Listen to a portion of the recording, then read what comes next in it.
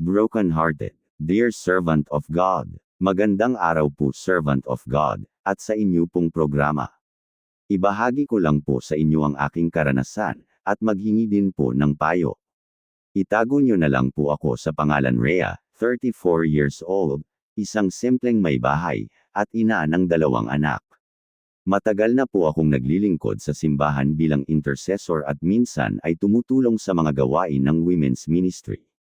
Sa paningin ng iba, siguro po ay buo at masaya ang pamilya ko. Pero lingid sa kanila, punit na po ang puso ko. Noong una, maliit lang po ang mga senyales. Madalas na pag-uwi ng asawa ko ay ginagabi na.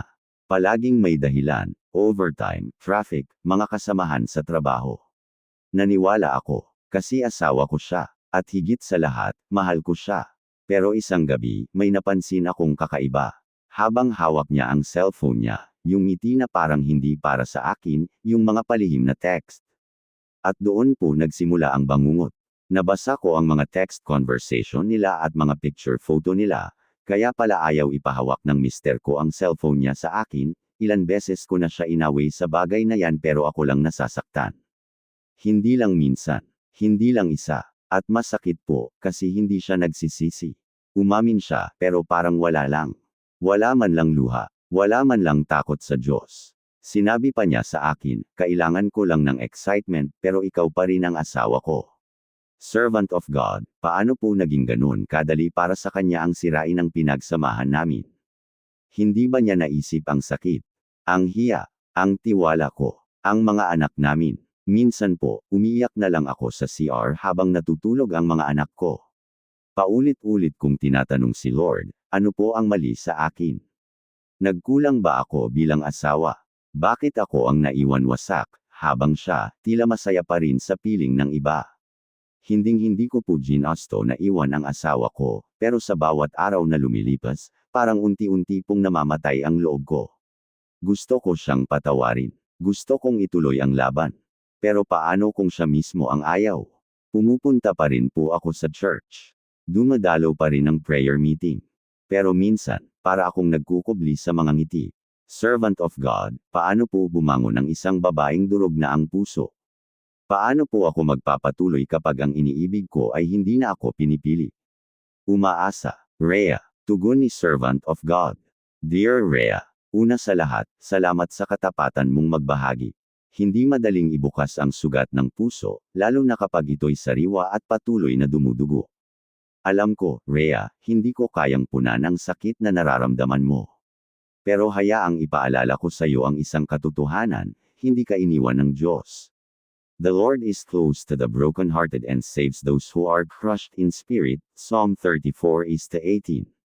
Ang puso mong durog ngayon ay mahalaga sa harap ng Diyos. Bawat patak ng luha mo ay nakita niya. Bawat sigaw ng, bakit, ay narinig niya. At kahit pakiramdam mo ay iniwan ka ng taong mahal mo, ang Diyos ay nanatiling tapat. Psalms 51:17. The sacrifices of God are a broken spirit, a broken and a contrite heart, O God, thou wilt not despise. Ihandog mo lang sa Panginoon yang bagbag na puso mo, at ang Panginoon ang magbibigay hilam sa puso mo. Hindi mo kailangang dalhin ang pasanin ng mag-isa. Hindi mo rin kailangang magpanggap na malakas. Ang unang hakbang ay ito, lumapit ka sa Panginoon ng totoo, ng buong totoo, kahit pa wala kang ibang masabi kundi luha. May panahon ng paghilom. Sabi nga ng Mangangaral Kapitulo 3 versikulo 1, In everything there is a season, may panahon ng pagluha, may panahon ng saya. Hindi ko alam kung saan dadalhin ng Diyos ang relasyon ninyo ni Rodel. Pero sigurado ako, may plano siya para sa iyo.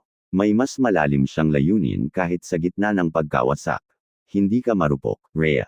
Ikaw ay matatag, dahil kahit nasasaktan ka, lumalapit ka pa rin sa Diyos, at sa araw-araw mong pag-iyak, ang Diyos ang magpupunla ng bagong lakas. Pag masarap ang tulog ng Mr. Morea, ay, lay hands mo siya at pray sa pangalan ni Jesus.